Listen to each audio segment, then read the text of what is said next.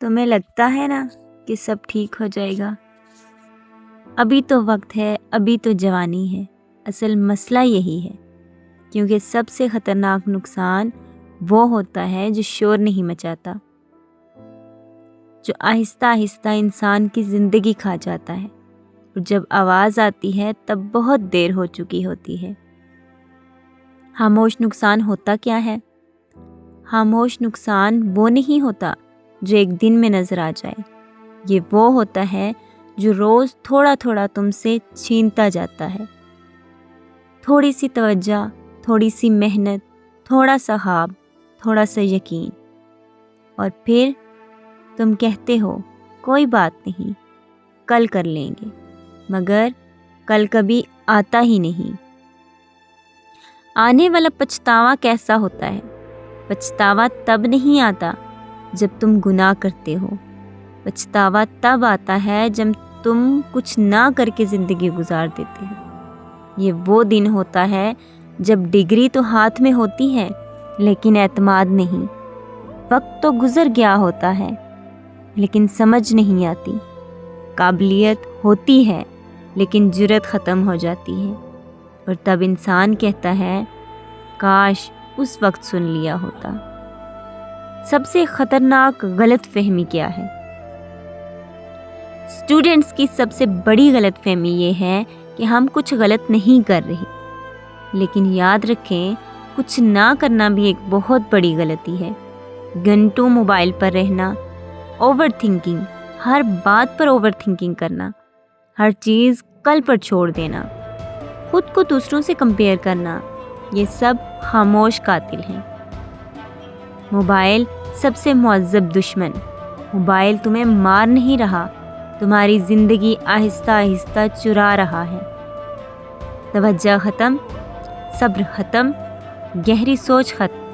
تم سمجھتے ہو تم ریلیکس ہو رہے ہو، لیکن اصل میں تم اپنی مینٹل اسٹرینتھ کھو رہے ہوتے ہو، اور نقصان تب نظر آئے گا جب تمہیں واقعی فوکس کی ضرورت ہوگی۔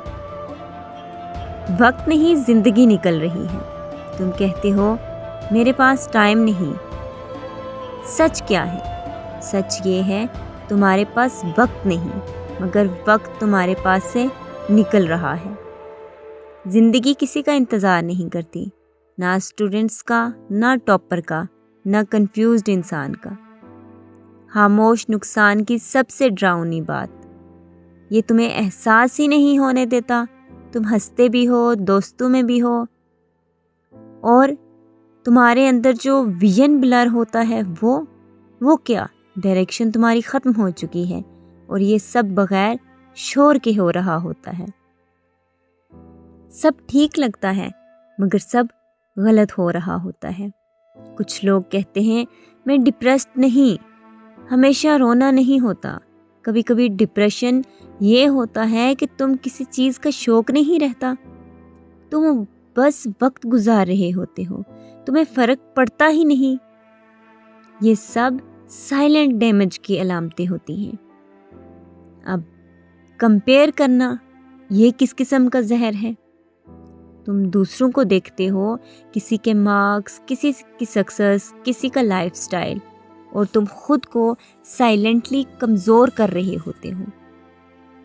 کمپیئر کرنا کوئی موٹیویشن نہیں ہوتی، بلکہ یہ تمہیں پیرالائز کر رہا ہوتا ہے، اور یہ پیرالائسز نظر نہیں آتی، بس انسان رک جاتا ہے۔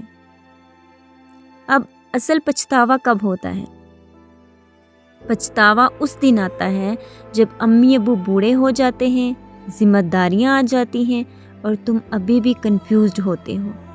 تب کوئی موٹیویشنل ویڈیو کام نہیں آتی، تب صرف ایک سوال رہ جاتا ہے، میں نے اس وقت سنجیدہ کیوں نہیں بنا؟ میں نے اس وقت سنجیدگی کیوں نہیں اختیار کی؟ یہ وقت وارننگ نہیں، آخری موقع ہوتا ہے۔ زندگی وارننگ نہیں دیتی، زندگی موقع دیتی ہے، اور موقع بار بار نہیں آتا، شور مچا کر نہیں آتا، بس سائلنٹلی گزر جاتا ہے۔ جو سمجھ گیا وہ بچ گیا، جو نہ سمجھا پچھتا گیا۔ اب ان چیزوں کا حل کیا ہے؟ حل یہ نہیں کہ 5 بجے اٹھو 10 گھنٹے پڑھو، حل یہ ہے کہ ایک چیز پر فوکس کرو، روز تھوڑا بہتر کرنے کی کوشش کرو اور ایکسکیوزز کو چھوڑ دو، خاموشی سے مگر مسلسل محنت کرتے رہو۔ آخری بات، اگر تم یہ سن کر انکمفرٹیبل ہو رہے ہو تو سمجھ لو یہ لیکچر تمہارے لیے تھا، کیونکہ جو بات دل کو لگے وہی زندگی بدلتی ہے۔ آج اگر تم نے خود کو سنبھال لیا تو کل پچھتاوا نہیں ہوگا، ورنہ خاموش نقصان ایک دن شور بن کر تمہاری زندگی میں داخل ہوگا، اور یہ سب چیزیں تمہارے لیے ایک پچھتاوا بن کر رہ جائیں گی۔